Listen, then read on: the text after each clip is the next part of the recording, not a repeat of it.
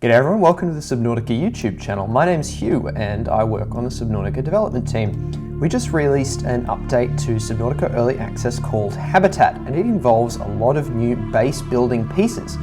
And in this video, I'm going to walk you through a pre-made base and introduce you to some of these new base pieces and what they do and how they all fit together to create what we like to call a habitat.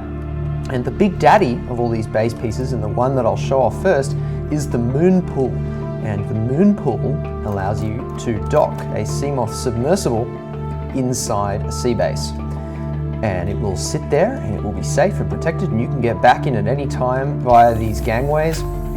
And it's the biggest room it's the biggest compartment that's been put into Subnautica so far. Now that we're inside the base, I can show off a couple of new features like labels.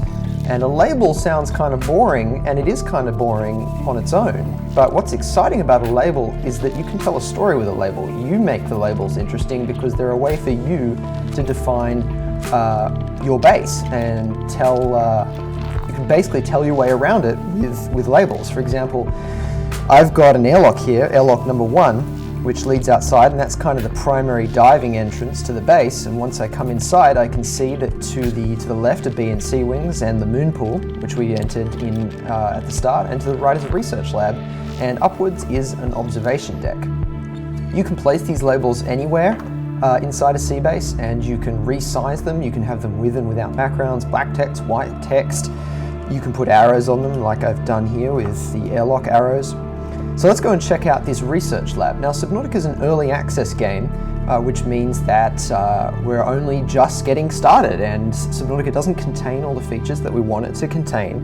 And so when I say this is my research lab, there's obviously not much going on in here because we haven't put all the things that we might want to have in terms of research into Subnautica. But what we do have here is an aquarium, and this is fun because you can place an aquarium and then you can put specimens of creatures you found out in the world inside the aquarium. So in here I've put a whole fish, I've put a peeper, I've put a Gary fish, a hoverfish, and I believe that guy is called a Reginald fish. So that's a hint at what's coming here, and that's what a lot of this is about, is hinting and getting a taste for what sea bases might involve, what Subnautica's gameplay might involve as we progress throughout early access. Let's sort of head over into B-Wing, see what's going on in here. This is more of a kind of equipment and resource focused room that I've set up here. So I've got some resource stowage, so I can open up here. I can see I've stored copper and titanium for future use. Over here I've got some equipment stowage. These are both using large lockers, and I've stored a propulsion cannon and a terraformer in there. So we can put that in our inventory now and have a look. Whoops, that's the wrong model. Early access, ladies and gentlemen. Let's have a look at that propulsion cannon. There it is. That's more like it. And over here, I've got a fabricator for building new equipment and crafting new items, and a workbench for upgrading those items, changing them. For example, I could change that repulsion cannon into a propulsion cannon, and that's what's happening right there. Of course, I do have my HUD off, so that's why you can't see all the text that would normally be accompanying all this stuff. Let's check out some more features of this base. Over here we've got small lockers. On this one I've written emergency, and I've put a little bit of equipment that might be associated with an emergency. I've put a battery and a flashlight in there. Maybe in future we'll see medkits or other emergency equipment. And over in this locker I've named it a scuba locker, and I've put fins and a dive tank in it. So you can use these small lockers and rename them to whatever you want. To identify what equipment you've stored in them and so forth, or give it a theme, whatever theme you might be going for. At airlock 2, have I put anything in airlock 2 that's very interesting? Not really. This is kind of my external lower diving area where I've got a platform where I might store things or do things. I don't know what I'd do here, but I've got a platform. So there's not much going on here. I don't think there's any new parts. Oh, of course there's a new part. What am I talking about? This is a vertical connector. So this is new in the Habitat update.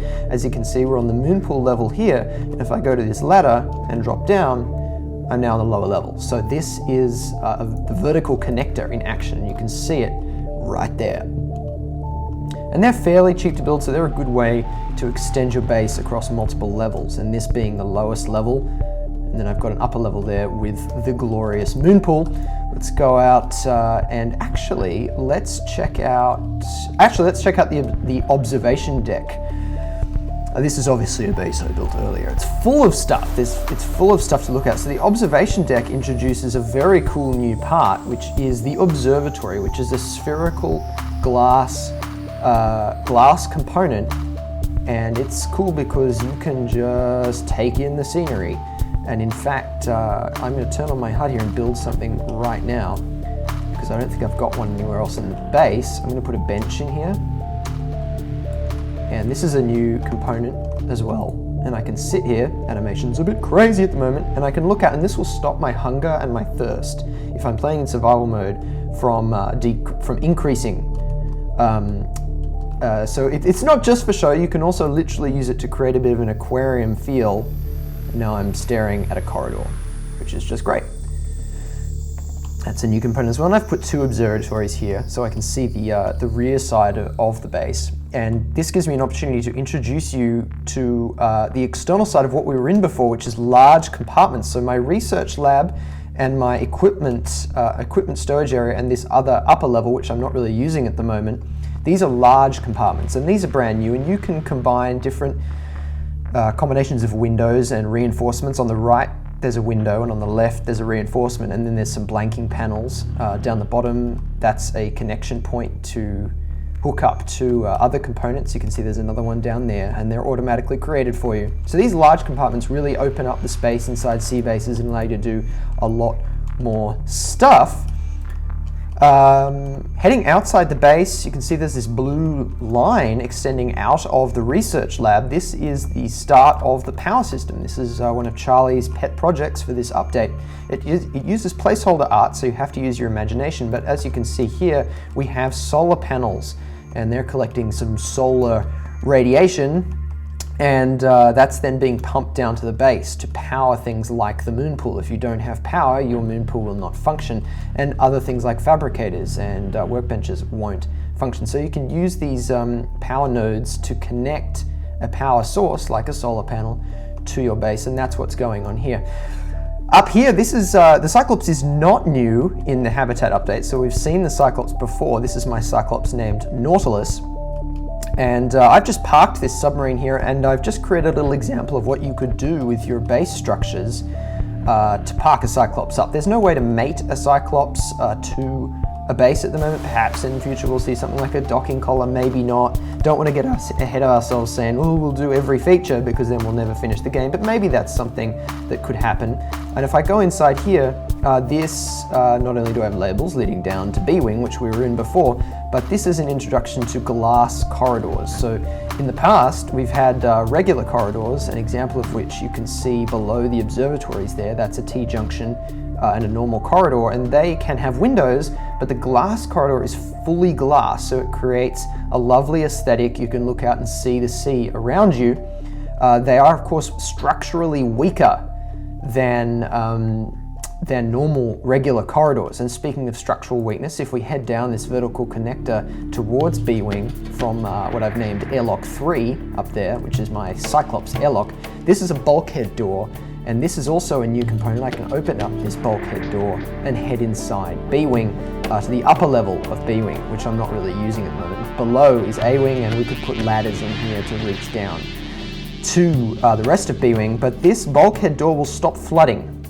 So you can put bulkhead doors between components or wings, I should say, of your base, or sections of your base that are at risk of flooding, and then close them if, say, a creature damages the base, or you do something stupid like blow up part of the base. You can then close the bulkhead or keep the bulkhead closed to reduce the possibility of losing the entire base or flooding the entire base and having to pump all the water out. And that, ladies and gentlemen, is an introduction to the Habitat Update's base components. There's of course a lot more stuff in the Habitat Update than just this, and this video is just focused on base components. Check out the links at the bottom of the video to see more about what's going on in Subnautica Early Access. Subscribe for more videos like this one.